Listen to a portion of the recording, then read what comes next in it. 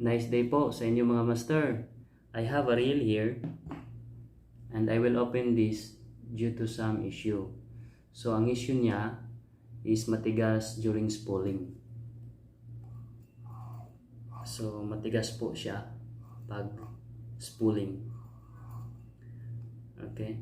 So unlike to my other reels na nagpi-free wheel po. So dapat po kasi nag-free wheel. Alright. So this reel made by Banax, model ISO 5000 series, and I bought this reel way back 2013. So 8 years na po siya. Naka-partner siya sa surfing rod for bait and weight. Then na-standby siya for 5 years. Kaya siguro nagaganto dahil sa katagalan na. So mga master, watch this video till end to know important informations as well as the do's and don'ts.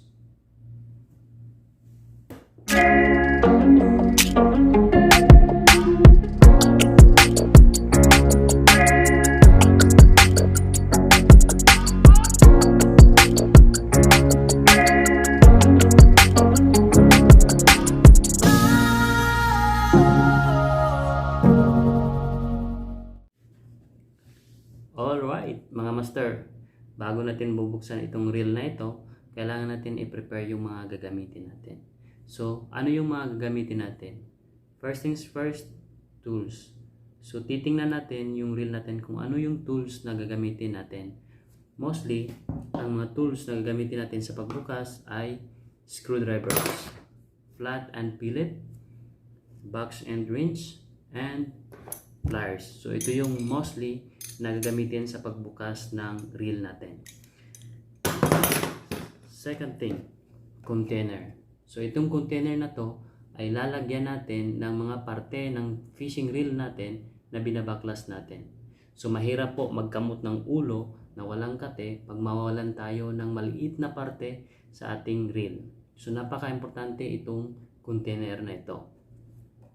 Third thing, grease and oil. So kailangan natin ng grease and oil which is intended lamang po para sa fishing reel. And also, yung table natin malinis at maliwanag to avoid misplace of some parts sa ating reel. That's it, and let's proceed. Okay, bubuksan na natin to. Dito tayo mag-umpisa. Tanggalin natin itong drag knob. Ina-counterclockwise ang pagtanggal, luwagan hanggang sa matanggal siya.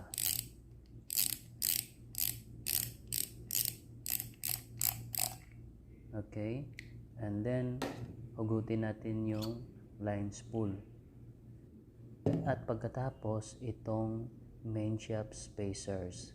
Sa ibang brand or model ng reel, wala na pong spacers sa main shaft. Direkta na po.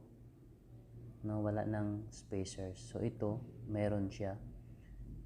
Sa pagtanggal ng mga maliit na parte, make sure na hindi natin pipwersahin.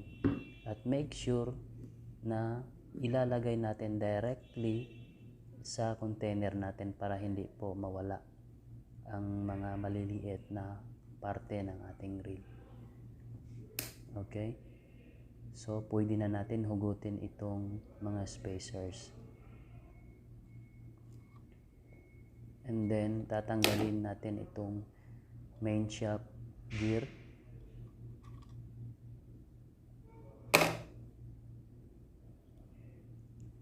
Alright, so pagkatapos tanggalin natin itong screw ng lock plate.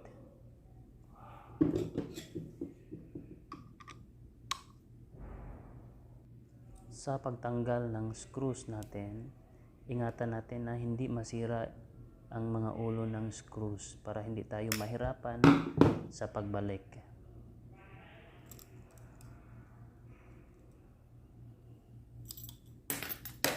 Alright. And then, tatanggalin natin yung pinion gear nut.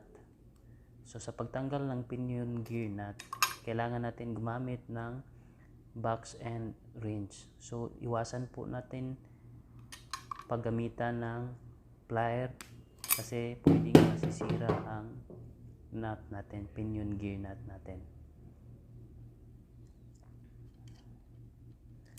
So, pag matanggal na itong pinion gear nut, pwede na natin hugutin ang line winder natin.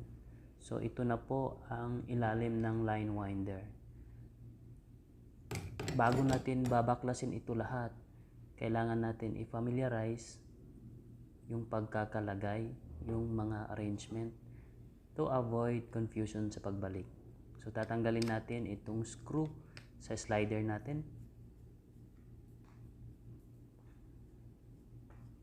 Yung screw ng slider, nakakonect po siya sa plate sa ilalim.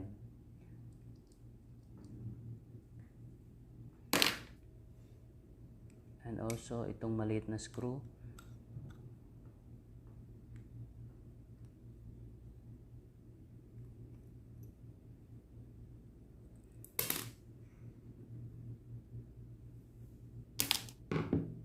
Okay, then tatanggalin natin itong handle.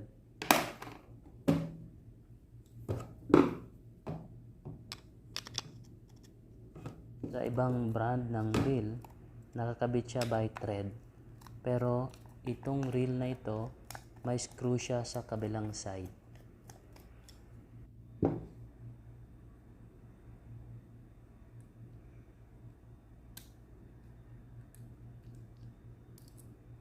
Okay, and then pagkatapos, huhugutin natin yung handle.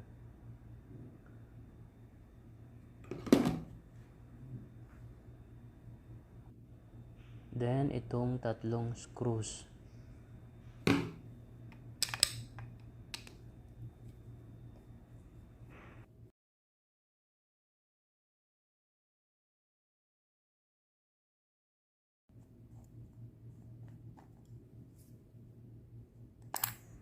Pag matanggal na yung mga screws, i-make sure natin na walang naiwan or wala ng screws na nakakapit bago natin baklasin para hindi natin pwersahin. Okay? So, ito yung laman ng main body natin. So, yung unang nakikita natin ay yung drive gear.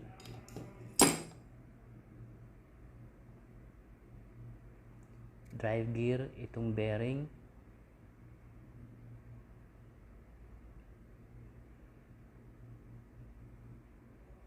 So, ito yung slider. Yung mga maliliit na parte, again, kailangan natin ilagay ng maayos para hindi mawala.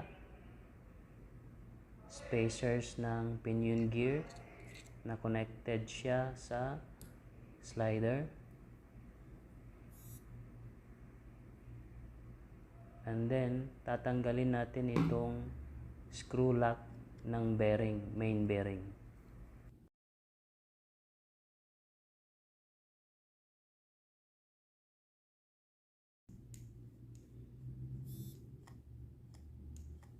Pag matanggal na itong screw,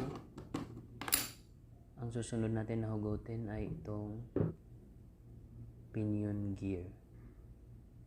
Sa paghugot ng pinion gear, masabay po natin ang main bearing.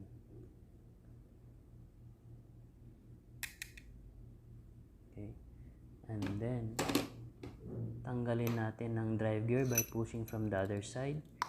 Dahan-dahan lang ang pagtulak. Make sure na walang nakakabit or walang nakadikit para iwas sira. Ayan, natanggal na natin ng drive gear. Nakakabit pa yung bearing. And then, itong main shaft. Alright, natanggal na lahat. So, itong pivot gear na ito, pwede nang hindi na natin tanggalin to. Pwede nang hugasan natin ito.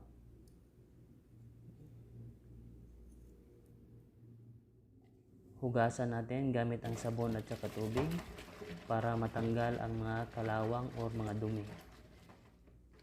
Pwede natin gamitan ng old toothbrush or malinis na paintbrush.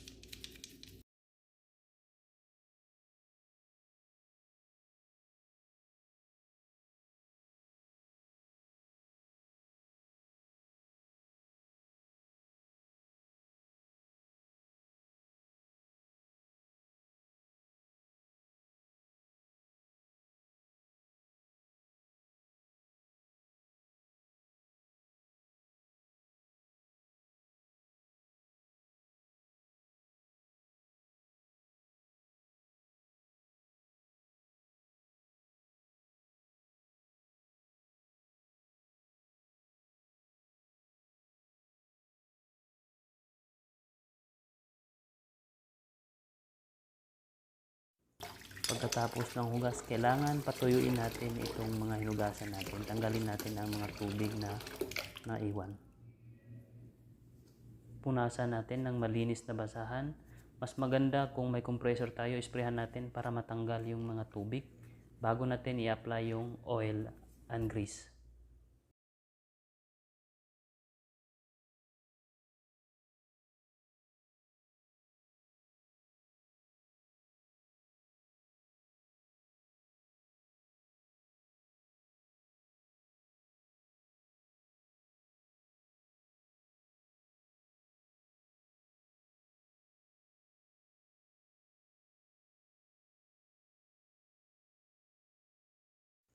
Pag malinis na at natanggal na ang tubig, then ready for oiling and greasing. Sunod naman ay ang bearing. Siguraduhin natin na malinis ang bearing in and out. So tanggalin natin yung cover ng bearing para makita natin ang loob ng bearing at i-repack natin ng grasa.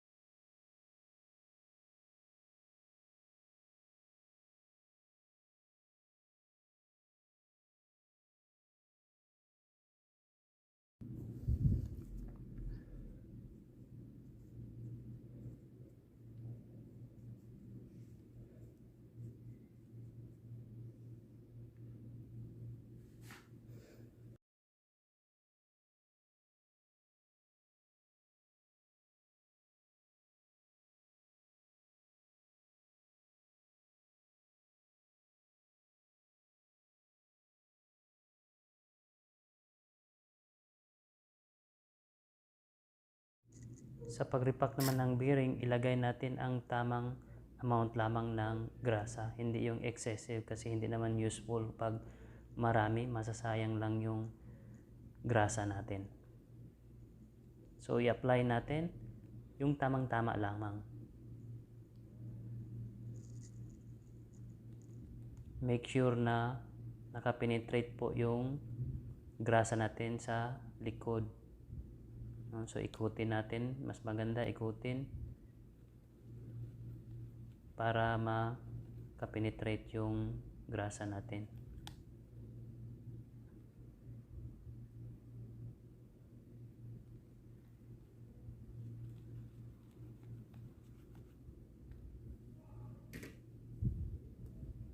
Okay, then pagkatapos ng lagyan natin ng grasa, isarado natin. At huwag kalimutan yung lock ng cover. Okay, lahat ng bearing, same process, i-repack natin ng grasa.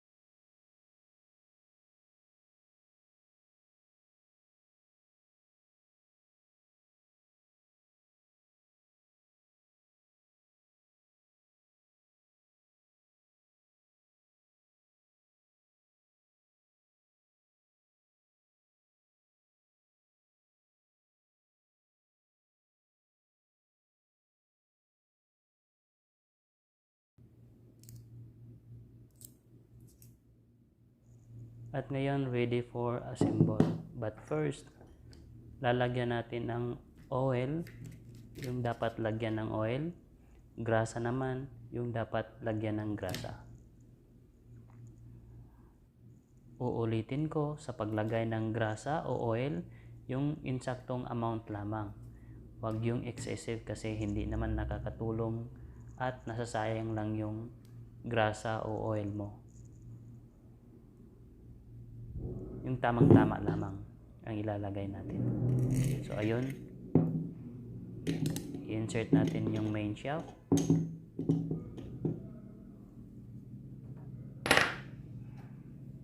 And then itong pinion gear. So itong pinion gear is lalagyan natin ng oil sa gitna. And then grasa sa may gear na parte. So tama-tama lang ang ilagay natin.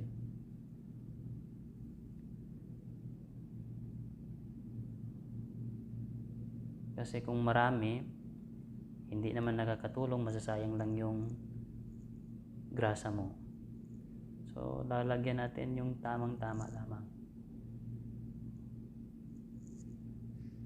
At marumi tingnan pag excessive yung nilagay natin na grease.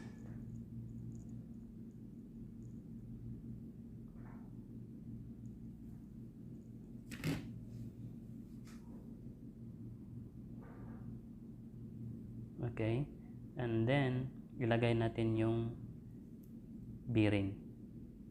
So paglagay naman ng bearing, pwede natin lagyan ng oil para smooth lang ang pagpasok ng bearing.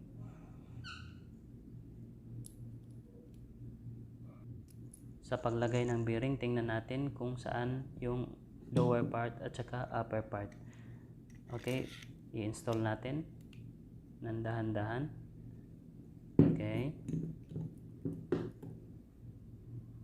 And then ang sunod natin is yung drive gear.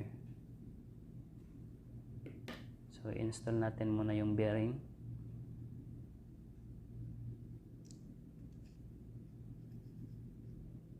Okay, so napapansin nyo, hindi ko na lalagyan ang drive gear ng grasa kasi mayroon na sa pinion gear.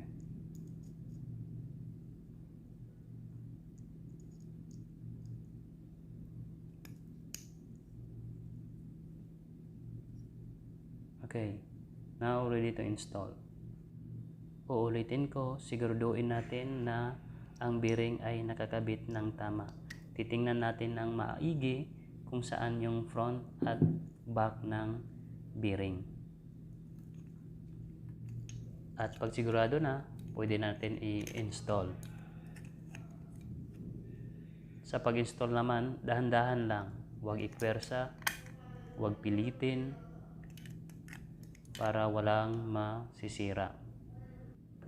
Remember, ang parts ng fishing reel natin ay aluminum or plastic lamang. So pwede na madaling masira, madaling mabali, madaling mag-crack. So ingat-ingat, dahan-dahan ang paglagay ng mga piyesa.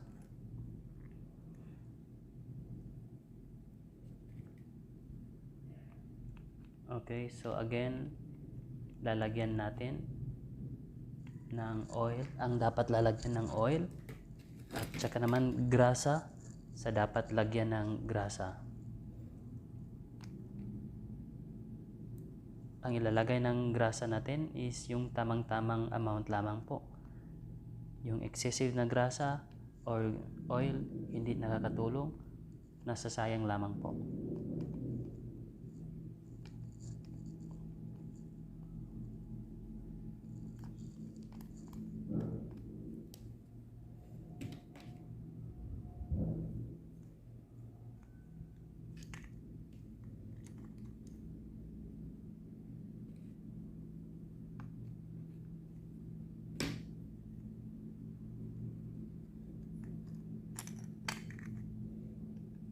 Alright, so make sure lahat nakapasok ng maayos, nakasiting ng maayos bago natin isarado, make sure na iti-testing muna natin. Ikutin muna natin ng bahagya para ma-sure natin na naging okay ang setting.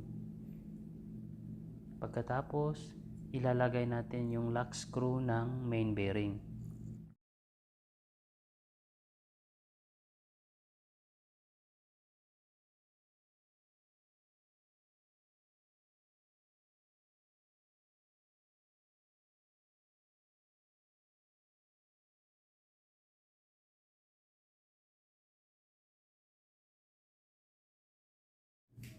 Done ang lock screw natin. And then, install the other parts like spacers. Again, lalagyan muna natin ng oil.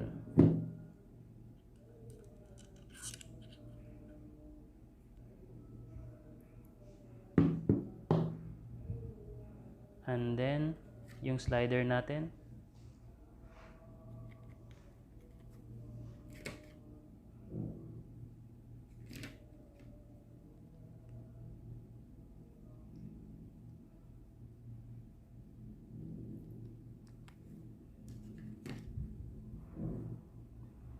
Siguraduhin tama ang pagkakabit, tama ang posisyon.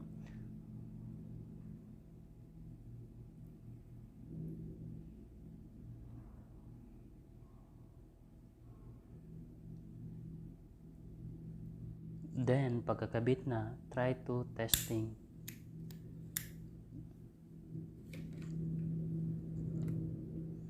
And then, lalagyan natin ng oil sa mga parte na dapat lagyan ng oil. Then, testing natin. Yung screw ng slider, mamaya na natin ikakabit. Kasi naka-screw din yan sa ibaba na plate.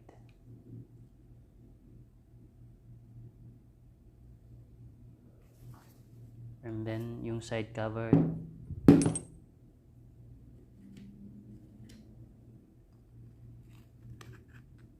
Para smooth lang pagkapasok ng bearing, lalagyan natin ng oil.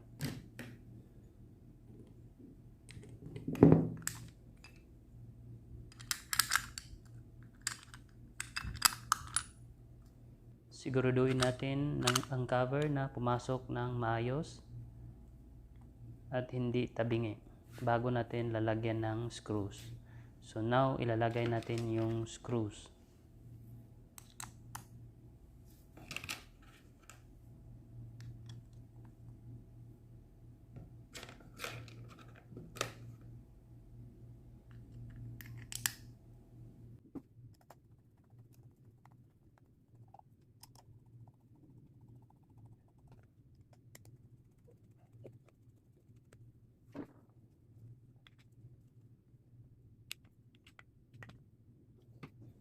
Done for the side cover. Now, i-install natin yung screw ng slider.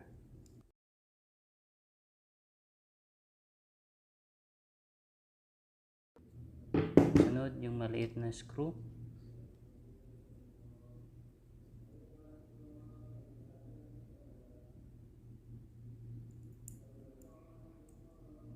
Make sure sa pagigpit ng screw, hindi tabingi para iwas loose thread po tayo.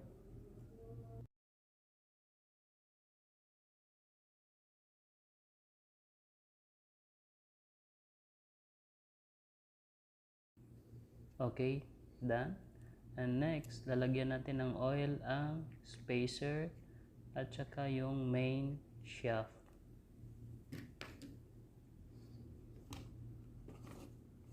Huwag kalimutan ang mga maliliit na spacers and washers.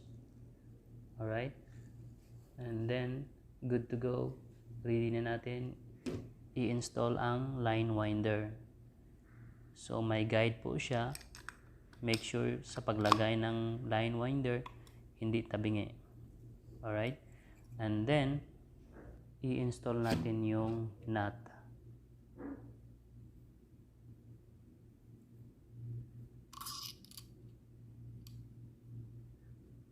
Again, sa paghigpit nitong nut, kailangan gumamit tayo ng tamang tools like box and wrench.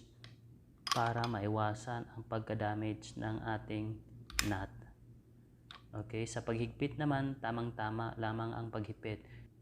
Remember, ang nut natin ay bronze lang at madaling ma-loose thread. So, yung paghigpit natin ay tamang-tama lamang. And then now, install natin yung lock plate. Kasunod ay yung screw.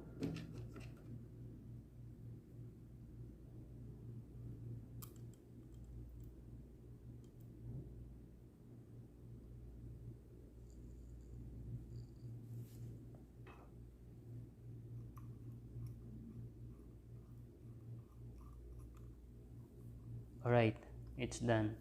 And then, yung pin, and then later on yung gear and the spacers.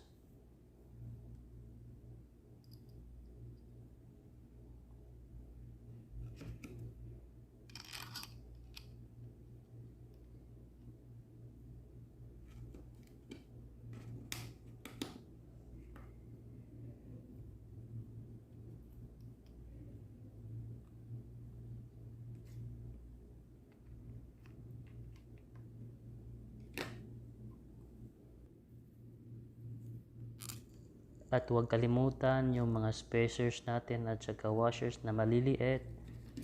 And then, lalagyan natin ng oil.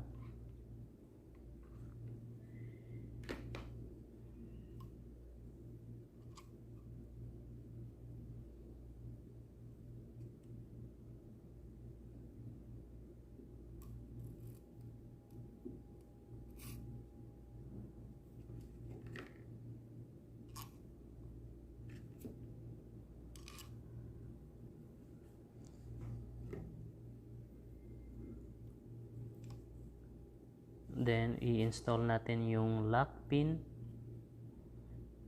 And later on, yung O-ring.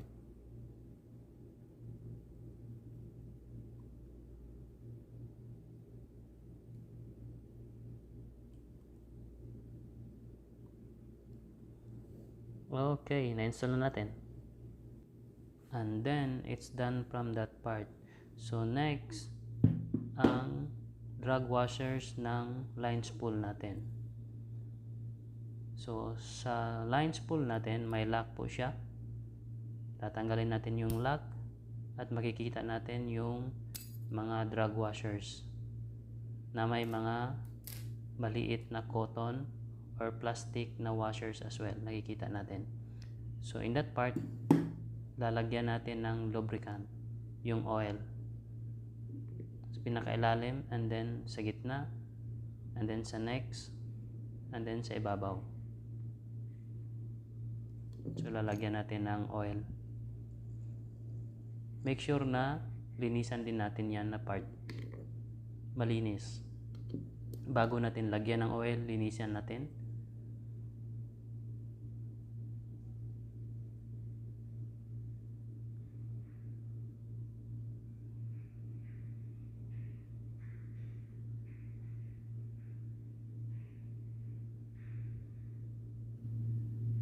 Okay, and then ibalik natin yung lock. Make sure na maganda ang pagkalagay ng mga washers.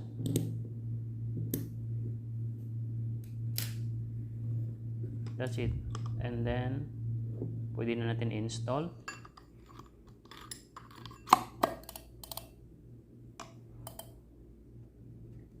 And then yung drag knob.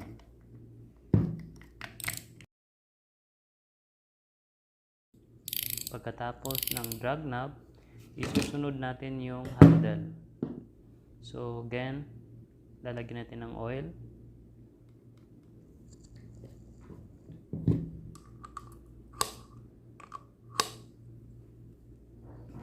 And then yung screw niya, the other side.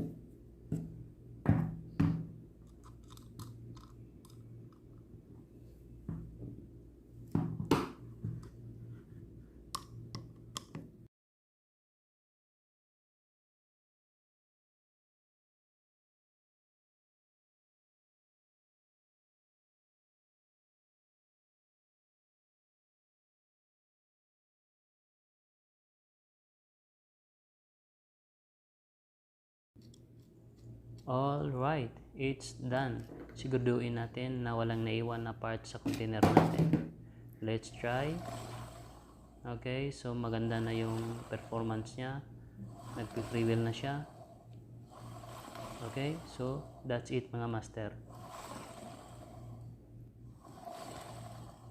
Take note mga master, pag magbukas ng reel, huwag gumamit ng matapang na panglinis like gasoline or thinner kasi pwedeng malusaw or maging weak ang components na yung reel na ikasisira. Next, gumamit ng oil and grease which is intended lamang po sa fishing reel natin. Then sa pagbubukas ng reel, pag hindi natin familiar ang pagkakalagay, mas maigi na mag-picture or mag-video for reference in case malito tayo sa pag-install. At pag may mga katanungan o suggestion, paki-comment na lamang po sa comment section natin. At yun lamang po, maraming salamat.